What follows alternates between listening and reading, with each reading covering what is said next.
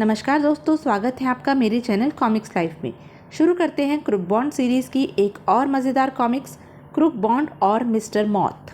अब तक हमने देखा कि एक रात जब क्रूक बॉन्ड विश्व के महान कुंग-फू मास्टर स्वर्गीय ब्रूस ली की आत्मकथा पढ़कर सोया तो ब्रूस ली की आत्मा साकार होकर उसके सामने प्रकट हुई और थोड़ी सी झड़प करने के पश्चात उसने क्रूक बॉन्ड को कुछ ही दिन बाद होने वाले वर्ल्ड मार्शल आर्ट कंपटीशन में भाग लेने के लिए जोर दिया। पहले तो क्रूक बॉन्ड उस खतरनाक प्रतियोगिता में भाग लेने के लिए तैयार नहीं हुआ, लेकिन फिर कुछ सोच समझकर उसने अपना नाम प्रतियोगिता में शामिल करा दिया। यह खबर अखबारों में छपी तो देश भर में हंगामा मचने के साथ साथ क्रूक बॉन्ड के पिता हवलदार धमाका सिंह के दिलो दिमाग में भी धमाका मच गया। पहले तो धमाका सिंह ने प्यार और डांट टपट कर उसे उस प्रतियोगिता में भाग न लेने को कहा, लेकिन फिर क्रूक बॉन्ड के न मानने पर उसे मार पीट कर एक कमरे में बंद कर दिया। क्रूक बॉन्ड ने उस कैद खाने से निकलने की काफ़ी तरकीबें की, लेकिन सब व्यर्थ साबित हुआ। जब कंपटीशन की तिथि आई और वह उस कमरे से निकल पाने में सफल नहीं हो सका तो अब आगे। जब काफ़ी आवाज़ें लगाने के बाद भी किसी ने द्वार नहीं खोला, क्रूक बॉन्ड सोचने लगा, हाय, लगता है मास्टर ब्रूस ली के साथ साथ मेरा भी विश्व चैंपियन बनने का सपना कभी पूरा नहीं होगा और मैं कभी वर्ल्ड फेम का आदमी नहीं बन पाऊंगा। अचानक क्रूक बॉन्ड को ब्रूस ली का ध्यान आया और वह बोला, भाई ब्रूस ली, तुम ही कुछ मदद करो ना, मैं तो फंस कर रह गया हूँ इस चूहेदानी में। तभी ब्रूस ली वहाँ प्रकट हुआ और बोला, मैं आ गया हूँ mister crook bond. Crook bond ने कहा, आहा ब्रूस ली भाई। ब्रूस ली ने कहा, तुम रेड पैलेस नहीं पहुँचे तो मैं समझ गया कि तुम किसी चक्कर में फंस गए हो, इसलिए मैं तुम्हारी खोज खबर लेने यहाँ चला आया। क्रूक बॉन्ड ने कहा, आप बिल्कुल ठीक मौके पर पहुँचे हो बड़े भाई, मैं तो यहाँ वास्तव में ही फंस कर रह गया हूँ। कहकर क्रूक बॉन्ड ने उसे सारी आप बीती कह सुनाई। सब कुछ सुनने के बाद ब्रूस ली बोला, मैं पहले ही समझ गया था कि कुछ ऐसा ही हुआ होगा। खैर, हमारे पास समय बहुत कम है, तुम्हें जल्द से जल्द रेड पैलेस पहुंचना है, वरना तुम कंपटीशन से बाहर कर दिए जाओगे। क्रूक बॉन्ड ने कहा, लेकिन सवाल यह पैदा होता है बड़े भाई कि मैं इस कैद खाने से बाहर कैसे निकलूँ, आप ही कोई तरकीब लड़ाइए ना।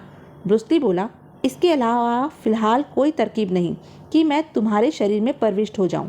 तुम अपने दिल को मजबूत करो, मैं तुम्हारे शरीर में प्रविष्ट होने जा रहा हूं। क्रूक बॉन्ड ने सोचा, हे ईश्वर, ऐसा तो मैं सपने में भी नहीं सोच सकता था कि किसी की आत्मा एक जीवित शरीर में भी प्रवेश कर सकती है। यह सब कितना आश्चर्यजनक होगा। क्रूक बॉन्ड ने अपने मन मस्तिष्क को दृढ़ता से काबू में किया और शीघ्र ही ब्रूस ली की आत्मा समूची की समूची क्रूक बॉन्ड के शरीर में समा गई। ब्रूस ली ने कहा, अब तुम्हें कैसा महसूस हो रहा है मिस्टर क्रूक बॉन्ड, कोई कष्ट तो नहीं हो रहा? क्रूक बॉन्ड ने कहा, कष्ट तो नहीं हो रहा, लेकिन मैं अपने शरीर में विचित्र सा परिवर्तन महसूस कर रहा हूँ। ब्रूस ली बोला, यह परिवर्तन तुम अपने भीतर मेरी मौजूदगी के कारण ही कर रहे हो।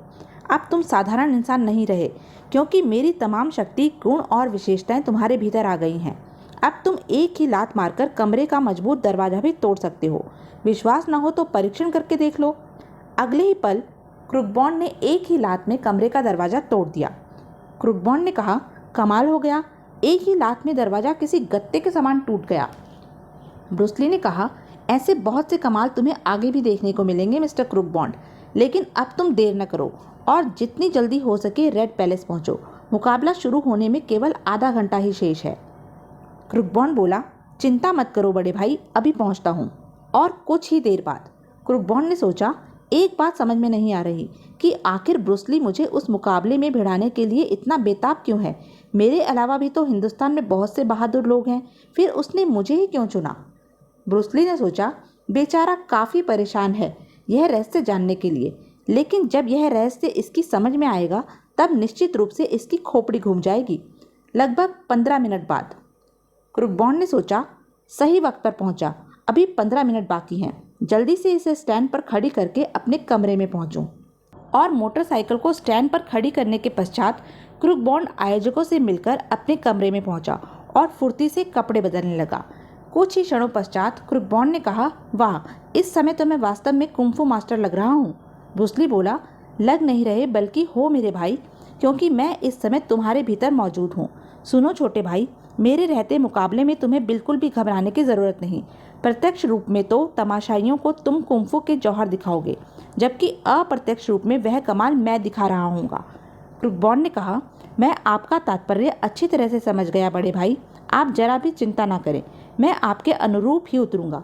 बस मुझे तो यह देखना है कि आप मेरे हाथ पैरों को कैसे हरकत में लाते हैं। निश्चित समय पर होस्ट ने कहा, लेडीज़ एंड जेंटलमैन, जैसा कि आप सब जानते हैं, इस वर्ल्ड मार्शल आर्ट कंपटीशन में देश विदेशों के नामी गिरामी लड़ाके हिस्सा ले रहे हैं। इस प्रतियोगिता का जो भी विजेता होगा उसे 10 लाख रुपए इनाम में दिए जाएंगे। हमने सभी प्रतिभागियों को 4 ग्रुप A, B, C और D में विभक्त किया है। हर एक ग्रुप में 15 प्रतियोगी रखे गए हैं। पहले हर ग्रुप का प्रतियोगी अपने ग्रुप के अन्य प्रतियोगियों से लड़ेगा। उनमें से जो अंतिम विजेता होगा वह दूसरे ग्रुप के विजेता से मुकाबला करेगा। इस तरह से जो 2 प्रतियोगी फाइनल में पहुंचेंगे उनका आपस में मुकाबला होगा और इस कंपटीशन का महान चैंपियन आपके सामने स्वयं ही आ जाएगा। सारे नियम व आवश्यक जानकारी देने के बाद होस्ट ने कहा, तो भाइयों और बहनों, दिल थाम कर देखिए, पहला मुकाबला होने जा रहा है ए ग्रुप के अफ्रीका के मिस्टर जोसेफ वारेल और भारत के मिस्टर क्रुकबॉन्ड उर्फ अनोखे लाल के बीच। धमाका सिंह बोला, क्या अनोखे? गुलाबवती ने कहा, ओह नहीं। मोटू बोला, आहा, आखिर बॉन्ड भैया यहाँ आ ही पहुँचे। धमाका सिंह ने कहा, तू चुप कर गधे। गुलाबवती बोली, क्यों जी, आप तो अनोखे को कमरे में बंद करके आए थे, फिर वह यहाँ कैसे पहुँच गया? धमाका सिंह बोला, अब यह मुझे क्या मालूम। गुलाबवती बोली, अब क्या होगा जी? धमाका सिंह ने कहा, होगा क्या भागवान, मंच पर उसकी हड्डी बसली टूटेगी और यहाँ तुम दहाड़े मार मार कर रोओगी। गुलाबवती बोली, मजाक छोड़िए जी और अनोखे को इस मारधाड़ के मैदान में उतरने से रोकने का कोई उपाय सोचिए। धमाका सिंह बोला, तुम्हारा दिमाग खराब हो गया है क्या?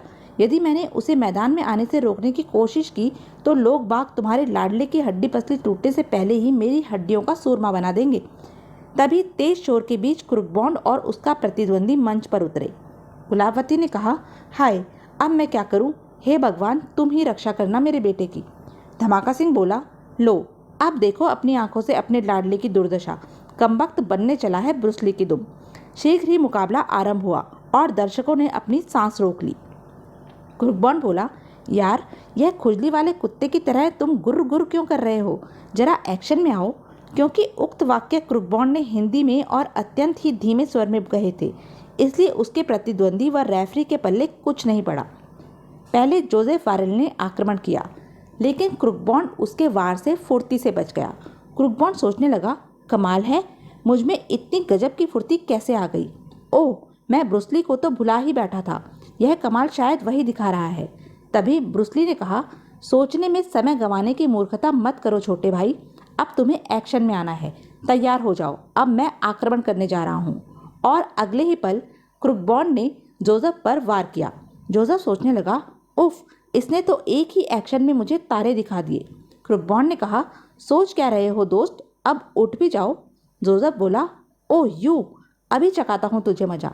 लेकिन जैसे ही वह सीधा खड़ा हुआ, ब्रूस ली ने जोसेफ पर फिर से वार किया। तो यह थी अब तक की कहानी। आगे की कहानी जानने के लिए बने रहें मेरे साथ। और हाँ, मेरे चैनल को लाइक, शेयर और सब्सक्राइब करना ना भूलें। धन्यवाद।